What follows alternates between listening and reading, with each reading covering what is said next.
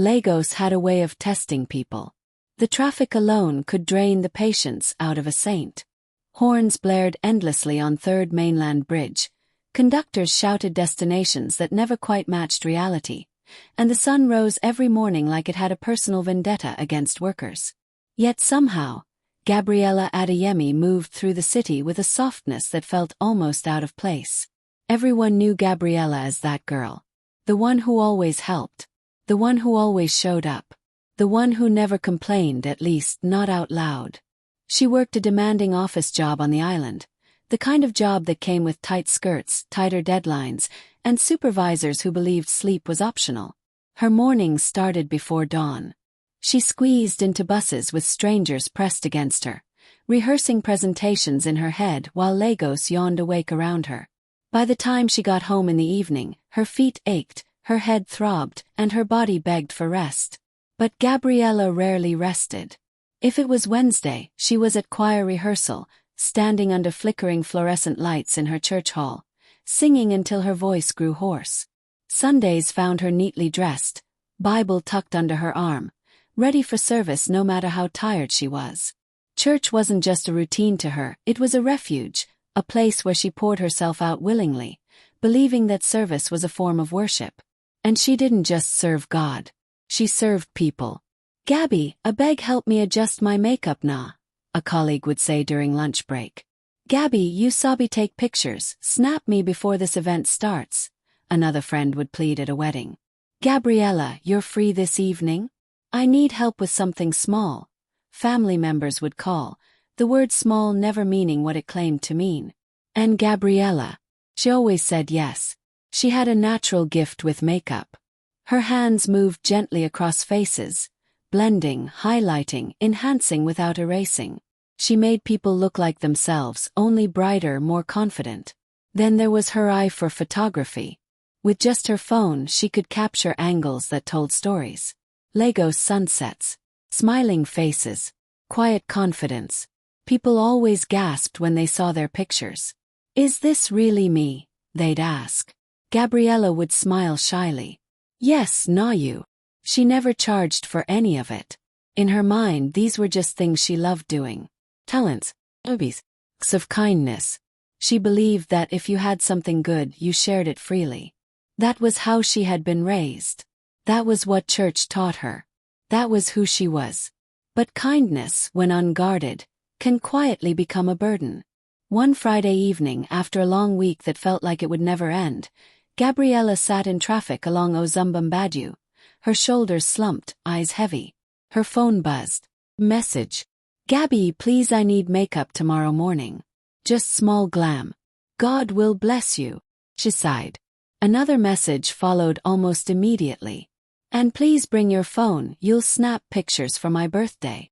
Gabriella closed her eyes briefly. Saturday was supposed to be her rest day. The only day she could sleep in, do laundry, breathe. But her fingers moved before her mind could catch up.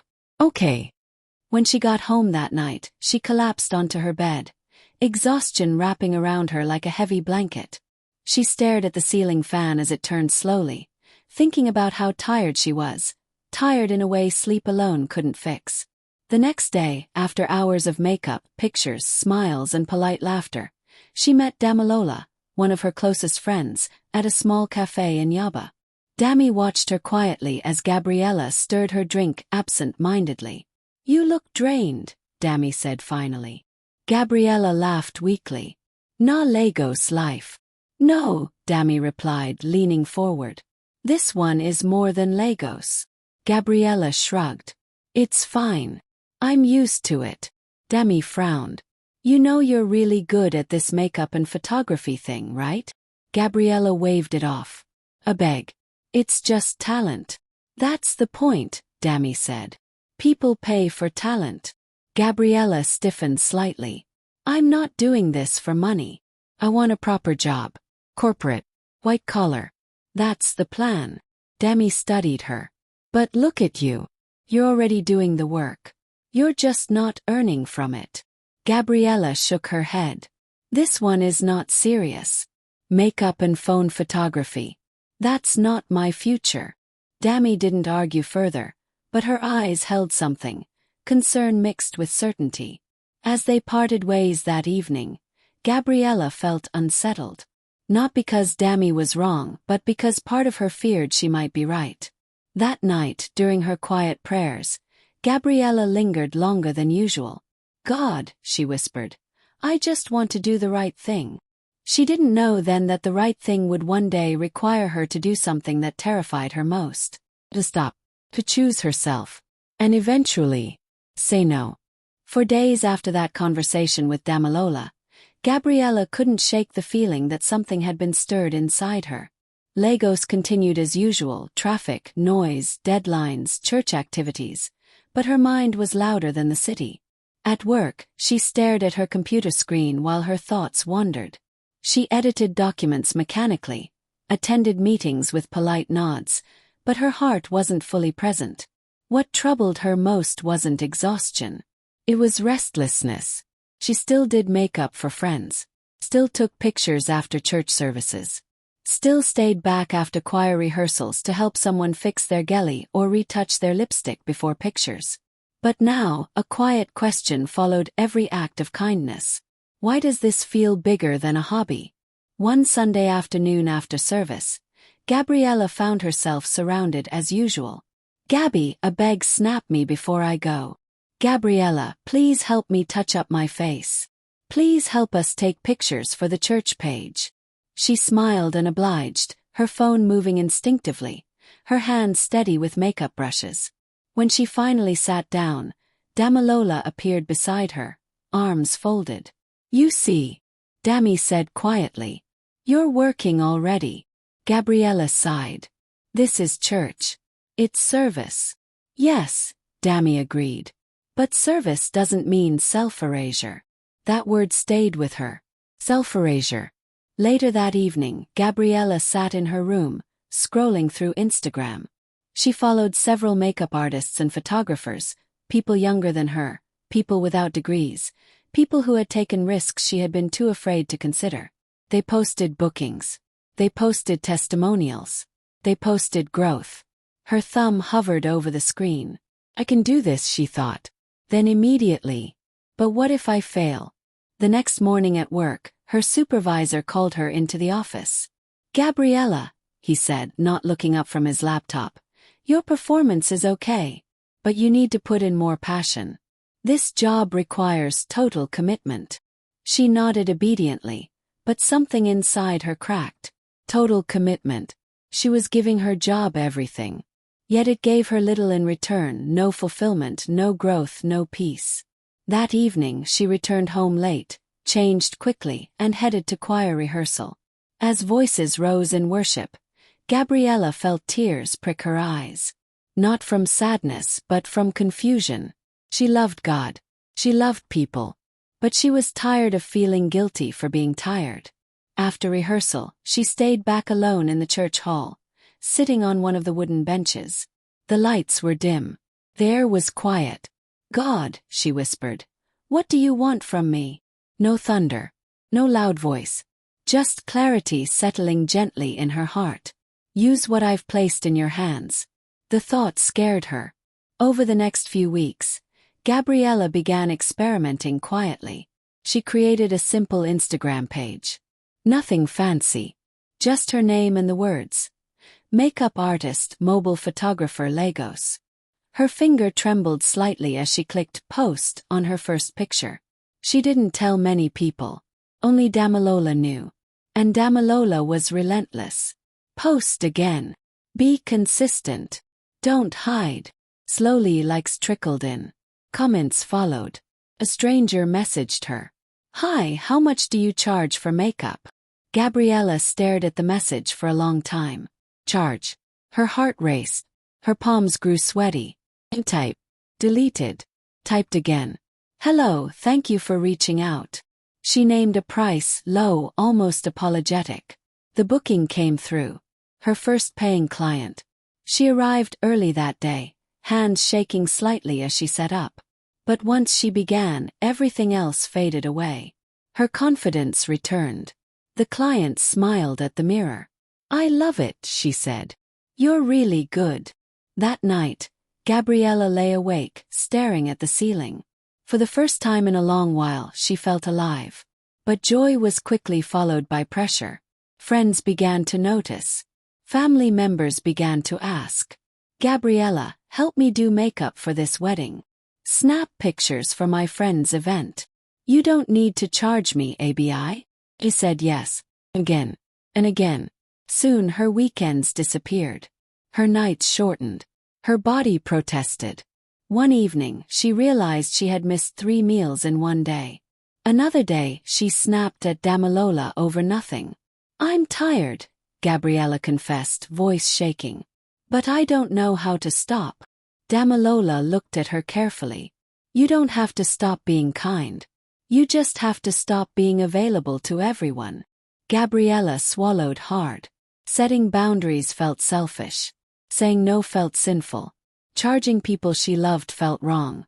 But exhaustion was teaching her a lesson she could no longer ignore. One night, after a particularly draining free job that left her with back pain and no appreciation, Gabriella sat alone in her room and cried. Not loud sobs, just quiet tears.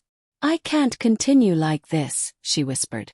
And for the first time, she made a decision that would change everything. She would no longer give access to her gift without respect. She would learn to say no, even if it cost her relationships. She didn't know yet who would stay, who would leave, or how painful that separation would be. But deep down she knew one thing. Her kindness needed boundaries, or it would destroy the very future it was meant to build. By the time Gabriella finally accepted that she needed boundaries, Lagos had already pushed her close to her breaking point. Her calendar looked like a crowded bus at CMS. No space, no breathing room, everybody forcing their way in. Makeup bookings, picture requests, church rehearsals, family errands. Just help me small jobs that somehow ate up her entire day. She used to feel proud that people needed her. Now it felt like everyone wanted a piece of her. And nobody noticed she was running out. One Monday morning, Gabriella stood in front of her mirror, powdering her face lightly for work, and caught her own eyes. They looked tired. Not sleepy tired. Not "I need rest" tired. This one was deeper. The kind of tired that came from always showing up, always smiling, always giving, while your own dreams sat on a shelf waiting. She sighed and whispered to her reflection, "This has to stop." At work that day, her phone buzzed repeatedly. Cousin. Friend from university. A church sister. She didn't check until lunchtime, when she finally escaped the chaos of emails and meetings to sit on the stairwell and breathe. The first message was from her cousin, Fizeo. "Gabby, I have a friend's introduction on Saturday. Please come and do my makeup. You know I can't trust any random person." The second message was from a church sister. "Hi dear, I have a photo shoot this weekend. You'll help me snap and edit, right? God bless you." The third was from a friend she hadn't spoken to in almost 2 months. "Babe, I'm doing birthday photos. I need your camera eye. You know you're good. It's just 1 hour." Gabriella stared at the messages. Normally, she would respond quickly with a cheerful, "Sure." But this time, something in her chest tightened. Saturday. Saturday was the only day she had blocked for a paid client. Her first proper bridal booking, the kind that could bring referrals and real growth. She had been excited about it for days. She needed energy for it. She needed focus. If she accepted these free jobs, she would be drained before her own paid work even started. And then what? Her mind ran in circles like Lagos traffic. If I say no, they'll think I'm proud. If I say no, they'll say money has changed me. If I say no, they'll say I'm wicked. Then another voice answered quietly. If you say yes, you will keep betraying yourself. Gabriella's throat went dry.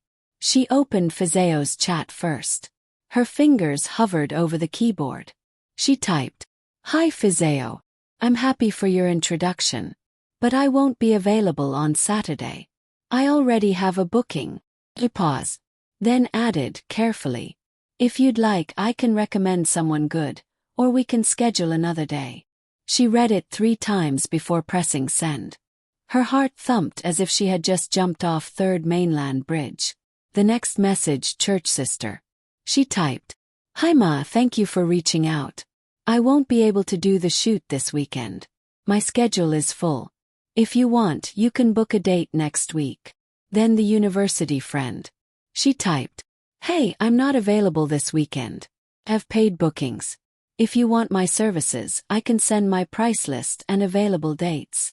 She stared at that last sentence. Paid bookings. Price list. Available dates.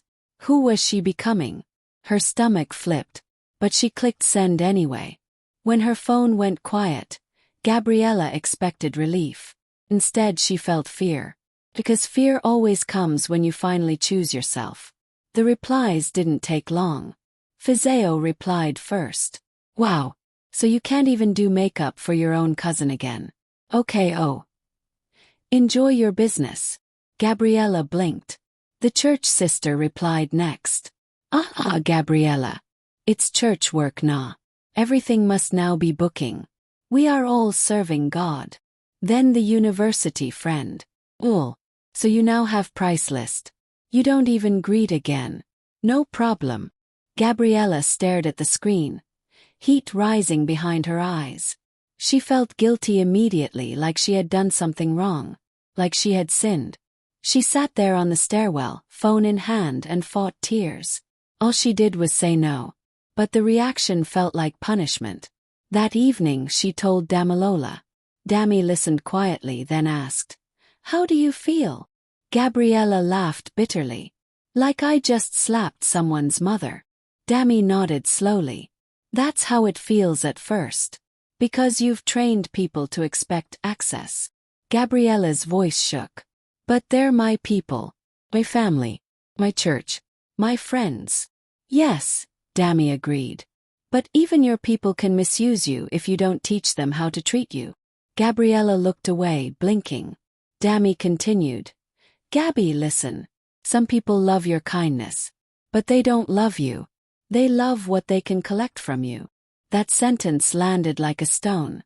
They love what they can collect. That weekend, Gabriella poured herself into her paid booking. The client was a young bride in Surulere who had found Gabriella's Instagram through a repost. Gabriella arrived early, set up, and did magic. The bride smiled so wide in the mirror that Gabriella felt something burst open inside her. Joy mixed with pride. "You're so professional," the bride said. "Your timing, your work, everything. Professional." Gabriella almost cried again. After the session, the bride posted her pictures and tagged Gabriella. People flooded Gabriella's page. Bookings came. Messages poured in. And for once, Gabriella felt like her gift was not just being used, it was building her life. But that same night, she got a call from her aunt. "Gabriella," her aunt said sharply, "I heard you refused to do your cousin's makeup. Is everything okay with you?" Gabriella sat up. "Auntie, I had a booking." "So because of booking, you'll now abandon family?" her aunt snapped. "In this life, you people don't know the value of family. Tomorrow you'll need help and nobody will answer you." Gabriella's chest tightened again. Even family. She held the phone tighter and forced herself to speak calmly. "Auntie, I love family. But I can't always be available. This is my work now. I have to treat it seriously." Her aunt scoffed. "Okay. We've heard." The call ended. Gabriella sat quietly in the dark, her phone screen glowing faintly. She felt the weight of it. The moment you stop being endlessly available, people start testing your love. They start accusing you. They start acting like your boundaries are disrespect. But she also felt something else. Strength. Because she had said no. And the world did not end. For the first time in her life, Gabriella realized something she had never been taught clearly. You can be a good person and still protect yourself. You can serve and still have limits. You can be kind and still be taken seriously. She breathed in slowly, wiped her face, and whispered into the quiet. "Again. I will do it again." And she meant it. Saying no once was hard. Saying no repeatedly was a different kind of battle. By the time Gabriella entered the next phase of her journey, Lagos had begun to notice her. Not in a loud celebrity way, but in the steady, unmistakable way growth announces itself. Her Instagram page no longer felt empty. Messages came daily now. People she didn't know addressed her with respect. "Good afternoon, Ma. Please, what are your rates? When are you available?" For the first time, Gabriella felt like a professional, not someone doing favors but someone building a brand. Yet behind the scenes things were falling apart. Friendships she thought were solid began to feel thin. Conversations changed. Invitations stopped coming. Group chats went silent whenever she spoke. At first, she told herself it was coincidence. But deep down she knew better. One Saturday afternoon, Gabriella attended a small get-together organized by some of her old friends from university. She arrived on time, dressed simply, her phone tucked away. She was determined to relax, to just be present as Gabriella the friend, not Gabriella the makeup artist or photographer. She hadn't even sat down when one of them said casually, "Gabby, you brought your brushes, ABI?" She smiled politely. "No, I didn't." Pause followed. "Oh," the girl said, disappointment flashing briefly across her face. "I thought you would. We wanted to snap pictures and do small makeup." Gabriella swallowed. "I didn't know. I'm off work today." The atmosphere shifted. Laughter felt forced. Conversations went on around her, but she wasn't fully included anymore. She noticed how they whispered among themselves, how someone muttered, "She has changed," thinking Gabriella couldn't hear. On her way home she cried. Not because she regretted her boundaries, but because letting go hurt. She had loved these people genuinely. She had shown up for them when it was inconvenient, when it was exhausting, when it cost her time and energy. And yet, the moment she stopped giving freely, she became a villain in their story. At church, it wasn't much different. Some people understood. Others didn't. "Gabriella, we don't see you staying back again," someone commented one Sunday. "Yes," she replied gently. "I have bookings now." A woman shook her head. "Money changes people." The word stung, but Gabriella said nothing. She had learned something important. Explaining yourself to people who benefit from misunderstanding you is exhausting and pointless. So she stopped explaining. Instead, she focused. She invested in better makeup tools. She studied lighting and angles. She learned how to price her services without apologizing. When bookings clashed with free requests, she chose her business. When exhaustion crept in, she rested without guilt. When people tried to pressure her, she stood firm. Not rude. Not aggressive. Just firm. And Lagos responded. Referrals multiplied. Clients returned. Her work improved. Her confidence deepened. One evening, as she edited photos late into the night, Damilola called her. "Gabby," Dami said excitedly, "do you realize how far you've come?" Gabriella smiled tiredly. "Sometimes I forget." "You shouldn't," Dami replied. "You did the hardest part. You chose yourself." Gabriella leaned back in her chair, thinking. She had lost people. But she had gained peace, direction, growth. And then something unexpected happened. A friend she hadn't heard from in months called her suddenly. "Gabriella," the voice said sweetly, "I have an event next week. Please help me. I know you're busy, but this one is important." Gabriella listened quietly. When the friend finished, Gabriella responded calmly. "I understand. You can book me through my page. I'll send you my price list." There was silence. "Ah," the friend said slowly. "I thought since we're close." Gabriella interrupted gently. "We are close. That's why I'm being honest. This is my work." The call ended shortly after. That night, Gabriella felt something solidify inside her.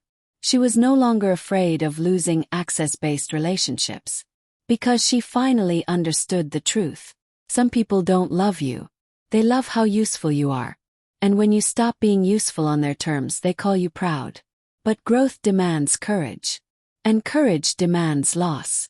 As Gabriella closed her laptop and prepared for bed, she whispered a quiet prayer. Not for more clients, not for more money, but for wisdom.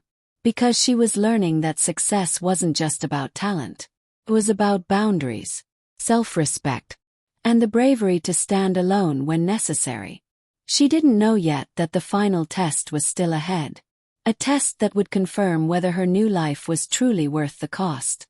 And it was coming sooner than she expected. By the time Gabriella realized how much her life had changed, it was no longer something she could ignore, it was something she was living. Her mornings no longer began with dread. They began with purpose. She still woke up early, still battled Lagos traffic, still navigated the noise and chaos of the city, but now her days felt intentional. Some mornings she worked on shoots in Lekki or Surulere, moving confidently with her kit packed neatly. Other days she stayed home, editing pictures, responding to inquiries, scheduling bookings like a professional. She was tired sometimes, but it was a good tired. The kind that comes from building something meaningful. Church was still a big part of her life. She never left it behind. She still sang in the choir, still served, but now she served with wisdom. When she was available, she gave freely. When she wasn't, she said so without guilt.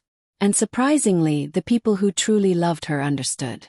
One Sunday after service, a younger girl approached her shyly. "Auntie Gabriella," she said, "I like how you do makeup and pictures. I want to learn." Gabriella smiled warmly. "Okay, start by practicing. And when you're ready, I'll guide you." The girl's face lit up. In that moment, Gabriella realized something important. Her kindness had evolved. It was no longer draining her. It was multiplying. Not everyone came along with her growth. Some friendships never recovered. Some family members still made passive comments. Some church members still whispered. But their voices no longer controlled her. Because something bigger had happened. Her brand had grown. She had worked on weddings she once only attended as a guest. She had collaborated with event planners. Her work had appeared on popular Lagos blogs. Her phone buzzed constantly, but now she controlled the terms. One evening, she sat in a small restaurant in Ikeja with Damilola, laughing over food. "Do you remember when you were scared to charge?" Demi teased. Gabriella laughed. "Don't remind me. I used to apologize for my prices." Demi shook her head. "Look at you now." Gabriella's smile softened. "You never left." "I never will," Dami replied. "Because I didn't love your access. I loved you." That sentence settled deeply in Gabriella's heart. Later that night, Gabriella returned home and sat quietly on her bed, scrolling through old messages, requests she had once rushed to accept without thought. She realized how far she had come. She thought about the girl she used to be. The girl who believed kindness meant exhaustion. The girl who believed saying no was sinful. The girl who believed boundaries were pride. She wished she could sit beside that version of herself and whisper the truth. And in a way she did. Through her work. Through her story. Through her example. Months later, Gabriella was invited to speak at a small creative workshop organized by young women in Lagos. Standing in front of them, she felt nervous, but also certain. She told them her story. Not polished. Not exaggerated. Just honest. She spoke about burnout. About people-pleasing. About fear. About saying no. She ended with words that came straight from her heart. Kindness is powerful. But kindness without boundaries is self-destruction. You can be good and still protect yourself. You can help people and still chase your dreams. Saying no doesn't make you wicked, it makes you wise. The room was silent. Then someone clapped. Then another. Then everyone. That night, Gabriella went home feeling full. Not of pride but of peace. She had learned the balance. Kindness without wisdom drains you. Wisdom without kindness hardens you. But when the two walk together, you grow. You thrive. You become whole. As Lagos slept outside her window, Gabriella closed her eyes and smiled. She was still kind. She had just finally learned to choose herself too. Kindness should never cost you your dreams. Boundaries don't cancel love, they protect it. And the people meant to stay will never require you to disappear to keep them comfortable. Thanks for watching. If you enjoyed this video, kindly give it a thumbs up, tell us what you think of the story and where you are watching from in the comment. Also, don't forget to turn on the notification bell so you never miss a new upload. Bye for now.